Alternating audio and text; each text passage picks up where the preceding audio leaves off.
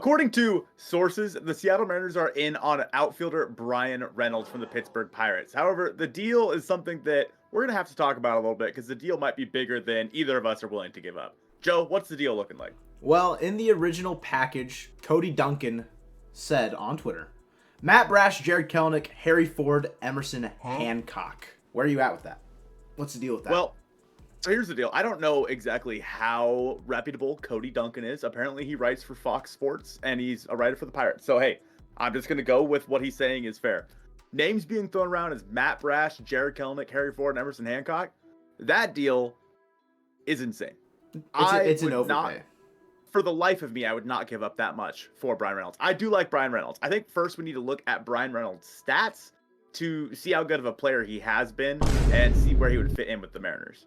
So looking at 2022, his most recent year, obviously with the Pirates, he slashed 262, 345, 461, and an 807 OPS with a 126 OPS plus. A dip from 2021 where he had a career year, a true breakout year for him. I think that having his power at the top of your lineup with 27 and 62 respectively, he's not a big base stealer. He's stolen 16 bases throughout his career. Yeah. But overall, I think with his on-base percentage, he would fit in really well at the top of the Mariners lineup. And of course, he's an outfielder. He'd help you kind of break up the righties at the top of the lineup a little bit with his switch hitting abilities. He's, 20? He's 28. 7 years old. He's going to be 28 beginning of next year. And so we have a few more years with him. He'd be a Mariner through 2026 if the Mariners were to be able to trade for him. The Mariners have liked Bryan Reynolds for a really, really long time. But giving up that much for him, I am just not about that. So Colton, what's a package that you're willing to give up for Bryan Reynolds here? I personally don't think that I would give up either Harry Ford or Matt Brash. I think I would start with Emerson Hancock and Jared Kelenic.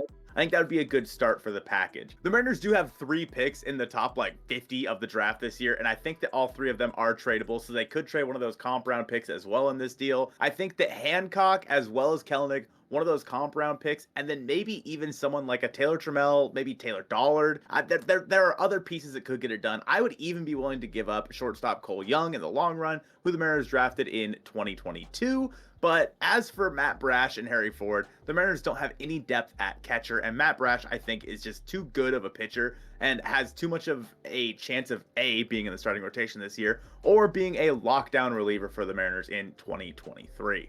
My only thing I might contest you on there is Cole Young. They've got O'Neal Cruz. They don't need shortstop depth. They have what figures to be the next Tatis Jr. or however you want to put it. They've got their premier shortstop, whether they decide they want Cole Young to slide over to second base or however they want to do it there. I just don't think Cole Young is someone that they're going to be having their eyes on, essentially. That's a valid point. I don't think Cole Young is someone I'm okay with giving up. I'm not sure the Pirates would be into taking him at all, like you said.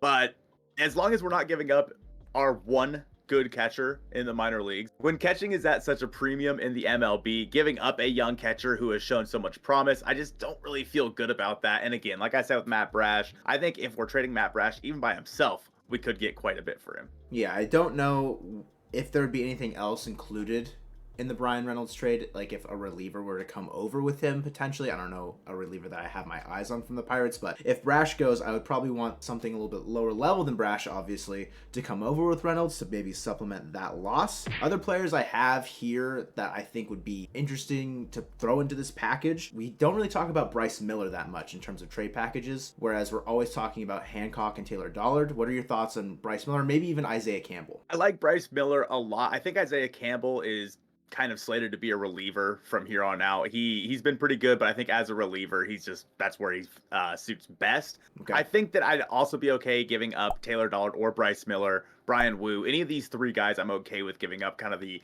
upper echelon of pitching prospects the Mariners have.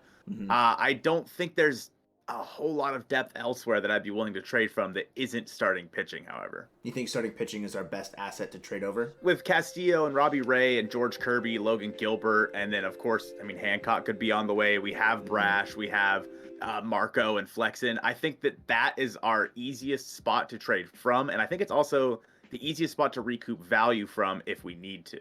Do you think there's a spot in this trade for Flexen to go, for then maybe the Pirates to shop him at the deadline if they're maybe not wanting to hold on to him? Obviously, he's going to be a free agent after next year. Do you think Flexen is a major league ready player? Obviously, he would go in and be able to start right away for them. Do you think that they could maybe see value in trading him at the deadline in this trade package for Bryan Reynolds? If the Pirates were willing to take Chris Flexen in this deal instead of maybe one of these lower level guys, absolutely. I don't necessarily see where they would see the value in him, other than, like you said, of course, at the trade deadline. Because are the Pirates going to be contenders next year?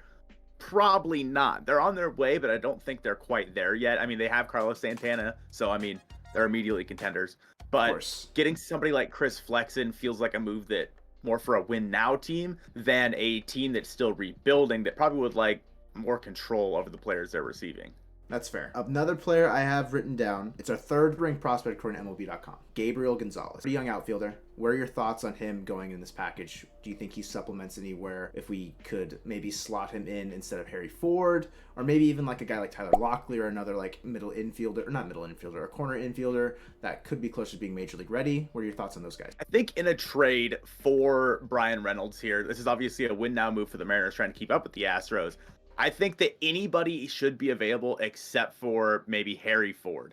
And I think that Harry Ford should be the only untouchable because he's the only one that we don't really have a replacement for in the system. As far as prospects go, right? Correct. We have like Jonathan Clase and all them in the outfield. I mean, again, we have different players at the corners.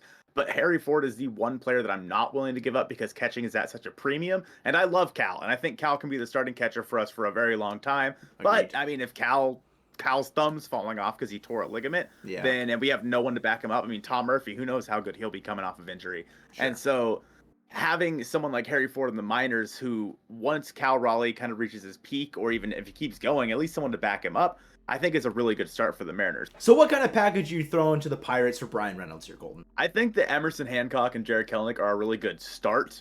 After that, you could always look towards the minor leagues a little bit more. We discussed that the Pirates are probably a few years away, so we're looking at the pitching side of things, either one of Brian Wu or Prelander Baroa, and then likely Tyler Locklear to play the corner infield positions for the Pirates. I think that's a deal that could get it done. I would definitely like to see how the Pirates feel about this deal and kind of feel them out. I think that including Brash and Harry Ford is just way too much. Especially the Pirates have Henry Davis. It's their top prospect. He's a catcher. They don't really need Harry Ford. If they wanted a catcher, offer them Cooper Hummel, guy we just got from the Diamondbacks. I feel like that could, like, if you need some supplementary catcher right now, go ahead and offer him if they ask for it. But Harry Ford, he's staying with us. Let's say the Mariners do finish out this trade. They do acquire somebody like Bryan Reynolds. And I think to go along with that, the Mariners have talked a lot during these winter meetings. They want to add a corner outfielder or possibly a corner infielder piece, maybe someone that could play all over the place. Somebody that could give Ty France a day off over at first base. Is there anyone on your mind, Joe, that could fit that deal? I mean, no one really on my mind, but I think it was someone on your mind yesterday. We did a video on Will Myers yesterday about how he could potentially be the answer that the Mariners are looking for this offseason. So make sure to check out that video, and thanks for you guys for watching this one. And remember, go Mariners!